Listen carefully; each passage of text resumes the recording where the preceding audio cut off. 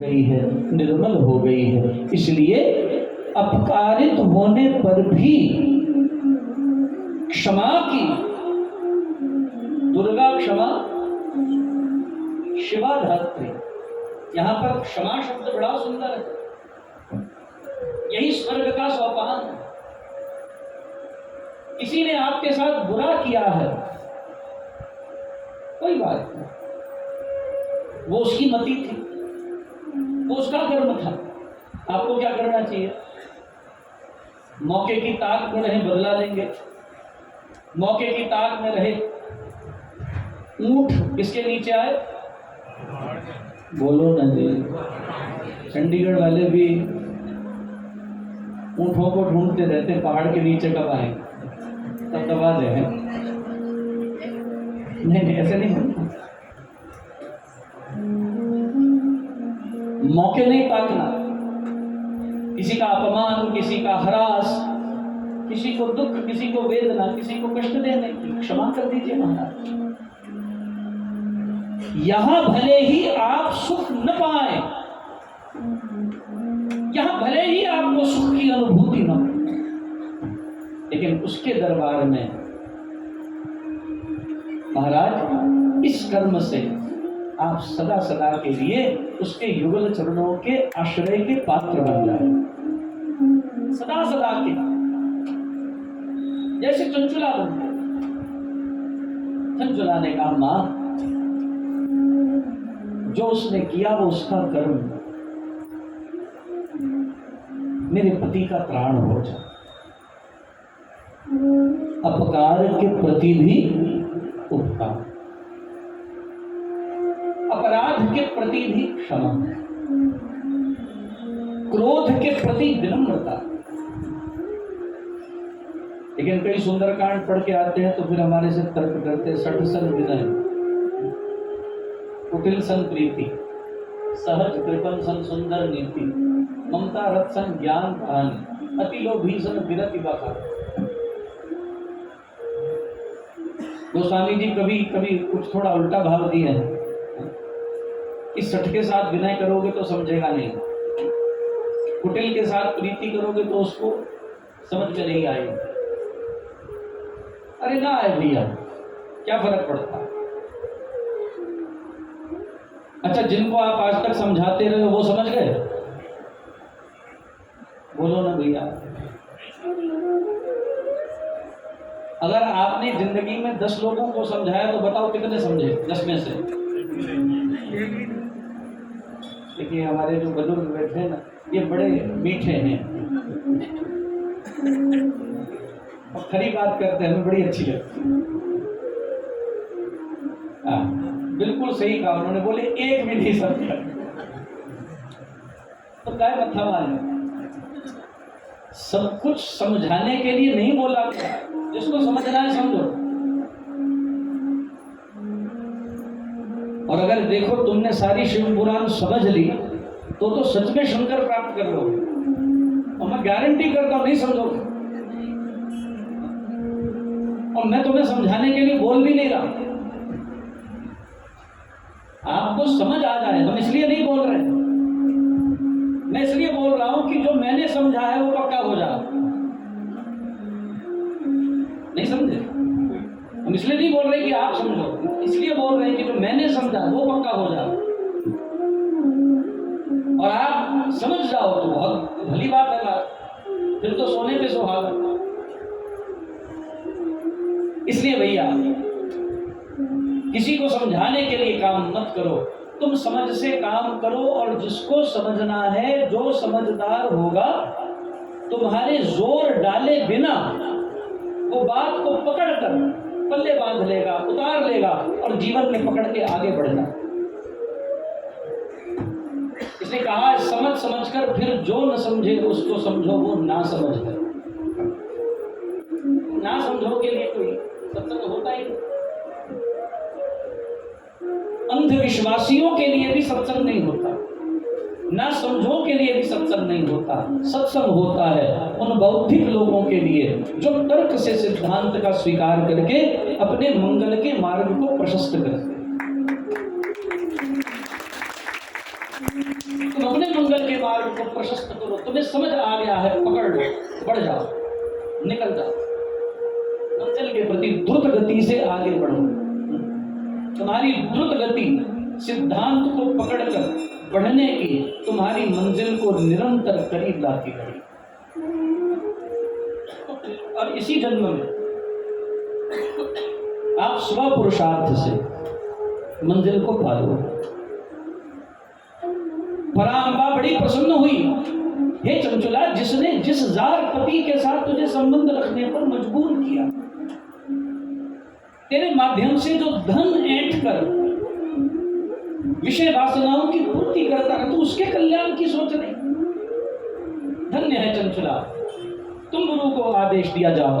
विंध्य की पहाड़ियों के ऊपर विंदु प्रेत बनकर भटक रहा था, तड़प तड़प कर उछल रहा था, उसको भूख लगी थी, प्यास लगी थी। शुद्धा स्पृहा त्रस्त विंदु को महाराज तुम गुरु ने पाश से बांधा और बांध कर बिठा डाला।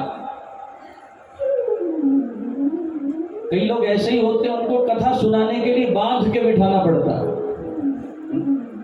वो बिंदु की हैं जिन्हें बांध बांध कर बिठाया जाए, नहीं समझे? कई होंगे, कईयों का बांध बांध के आ चल बैठ, फिर तुम्हारा सज्जन बोले हम कसम दे के लाते, हे भगवान, सत्संग लाने के लिए कसम दे,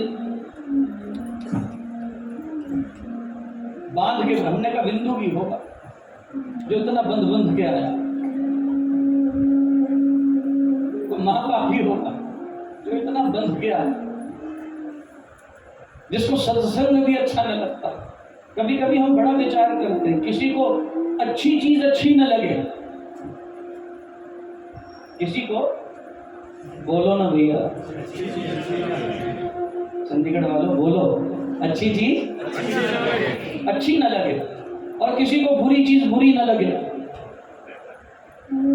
तो कहीं तो फर्क है, यहां कहीं तो भेद है। इसको अच्छी चीज अच्छी नहीं लग रही और बुरी चीज बुरी नहीं लग रही, उसको बुराई अच्छी लगती है और अच्छाई बुरी लगती है। तुम्हारा यहाँ कुछ फर्क है। और फिर ऐसे लोगों को तुम बांध के ले भी आओगे और वो आकर यदि तन से बैठ भी गया, उसका मन कहीं और भटक रहा होगा। क्लास में फेल कौन होते थे? स्कूल तो रोज जाते थे, मार खा के भी जाते थे, सुबह सुबह पढ़ते थे। महाराज धक्के खा के जाते थे, मार खा के, पिट के, रो के, बिलख के चले जाते थे, पहुंच जाते थे, बैठ जाते थे। लेकिन कैसे बैठते थे? तन से कि मन से?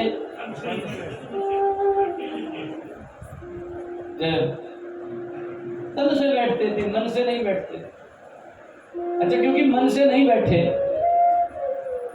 इसलिए अध्यापक अपना राग आलाप के चला गया।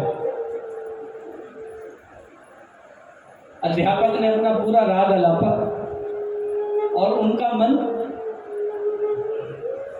घूमता रहा, अंदर कुछ बोलो ना जी, अंदर कुछ गया नहीं। तुम बोल दो, नहीं तो तुम भी उसी श्रेणी में आ जाओगे।